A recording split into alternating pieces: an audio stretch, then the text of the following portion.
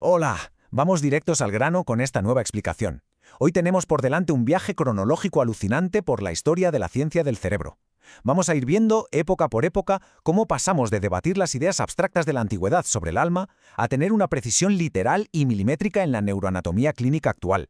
Es un tema apasionante, porque al fin y al cabo es entender cómo ha evolucionado nuestra comprensión de esa misma maquinaria que nos hace humanos, poniendo mucha atención a las fechas y a lo que cada descubrimiento provocó.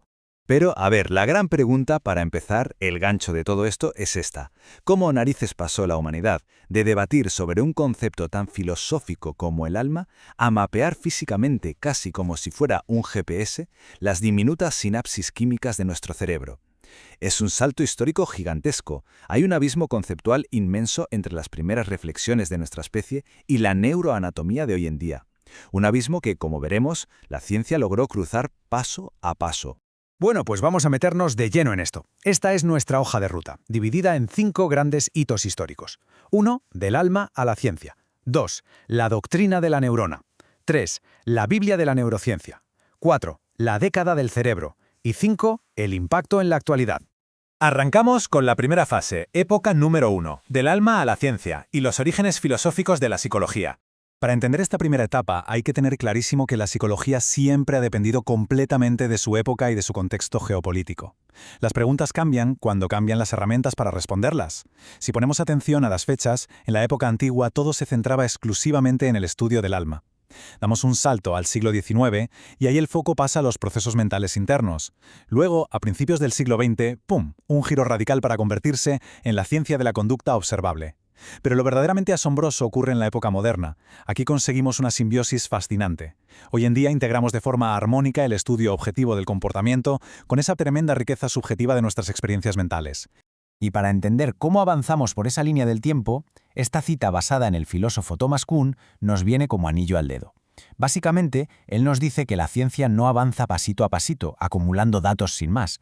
Que va, la ciencia avanza a saltos. Son auténticos cambios de paradigma, revoluciones intelectuales que rompen con lo anterior de golpe y nos dan unas gafas completamente nuevas para ver el mundo. Y así llegamos a la segunda época. Época número 2, la doctrina de la neurona. Un cambio de paradigma en toda regla en la biología. Ahora, lo verdaderamente interesante de esta parte es que nos sitúa justo en ese inmenso salto entre finales del siglo XIX y principios del XX. Antes de las investigaciones del inmenso Santiago Ramón y Cajal, nadie tenía claro si el sistema nervioso era una especie de red continua y pegada o si eran piezas sueltas. Con su revolucionaria doctrina de la neurona, Cajal demostró que la neurona es la unidad fundamental sin lugar a dudas. De repente, el cerebro pasó a ser un tejido hecho de unidades individuales asombrosas que se conectan entre sí.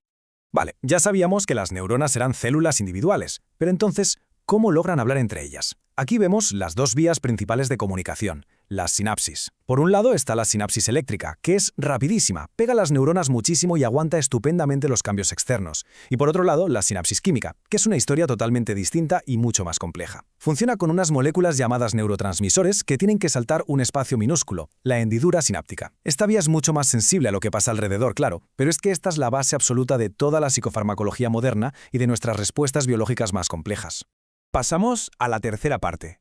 Época número 3. La Biblia de la neurociencia. Capturando una explosión de conocimiento. Avanzamos en el calendario y nos plantamos en la segunda mitad del siglo XX, con la teoría de las neuronas ya clara y sabiendo cómo operan estas sinapsis químicas, hubo tal avalancha de descubrimientos que hizo falta poner orden de forma muy urgente. Había que consolidar todo ese conocimiento para los nuevos investigadores. Y ahí es donde aparece esta verdadera obra maestra, Principios de Neurociencia. Se convirtió en el referente indiscutible a nivel mundial, impulsado por genios como Eric Kandel, que se llevó el premio Nobel en el año 2000, por descubrir las bases moleculares del aprendizaje y la memoria. Y esto que tenemos en pantalla ilustra brillantemente la rapidez fenomenal con la que ha explotado esta ciencia. Solo hay que observar cómo ha engordado este libro con los años. En 1981, la primera edición tenía unas modestas 468 páginas.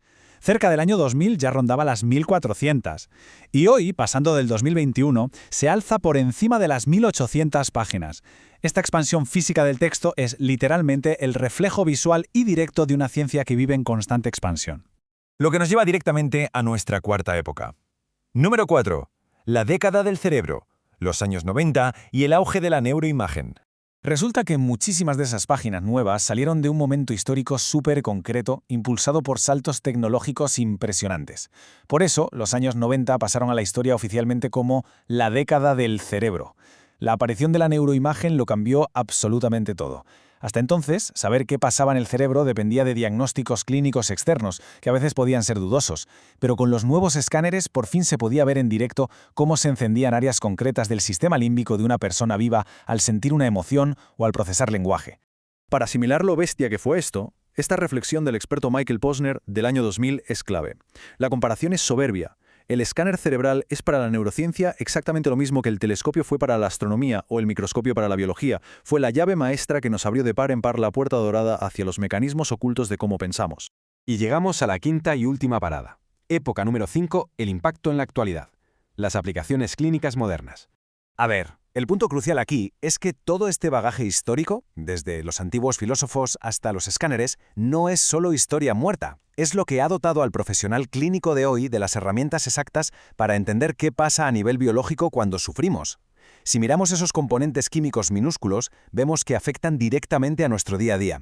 Alteraciones en la dopamina están directamente conectadas con el Parkinson y la psicosis. La serotonina es la gran reguladora del ánimo y es vital en la depresión. Problemas con la acetilcolina nos destrozan la memoria, lo que apunta al Alzheimer, y la noradrenalina está en la base misma de los trastornos de atención. Queda clarísimo que todo acto mental tiene su reflejo en una red física y química. Y para coronar esta inmensa complejidad, la ciencia actual ha catalogado a día de hoy más de 60 tipos de neurotransmisores operando simultáneamente. Lejos de ser un puñado de químicos sueltos y sin sentido, el cerebro humano demuestra ser una máquina exquisitamente diseñada. Es una maravilla biológica que no solo orquesta lo básico para sobrevivir, sino que custodia celosamente nuestra personalidad y nuestra propia existencia. Al concluir este recorrido cronológico, es inevitable quedarse pensando en el futuro con verdadero asombro. Volviendo a esa analogía brutal de Posner sobre el telescopio, queda planteada una reflexión final. Si consideramos la velocidad vertiginosa a la que avanzan hoy las ciencias cognitivas, ¿cuáles serán esos próximos grandes misterios de la mente y del comportamiento que van a desvelar los escáneres del futuro? Podemos dar por seguro que a la historia de nuestro cerebro todavía le quedan por escribir sus capítulos más increíbles.